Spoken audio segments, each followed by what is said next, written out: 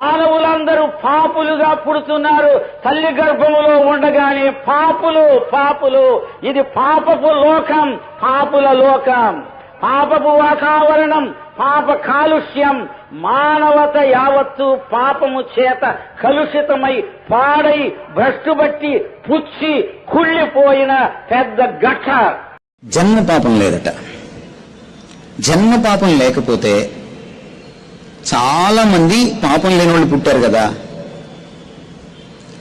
మరి యేసు ప్రభు పాపం లేని వాడికి ఎందుకు వచ్చాడు, దిగొచ్చాడు? అంత పని ఎందుకు వచ్చాడు ఆయనకి? అంటే నీకంటే ఆయన బుర్ర తక్కువ?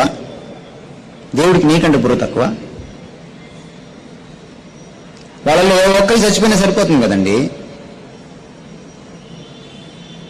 పాపక్షమాపణ జరిగిపోతుంది కదా, పాప పరిహారం జరిగిపోతుంది కదా. ఇతర శాస్త్రాలు కూడా ఘోషిస్తున్నాయి కదా, పవిత్ర రక్తం చిందించబడితే పాపం పోతుందని.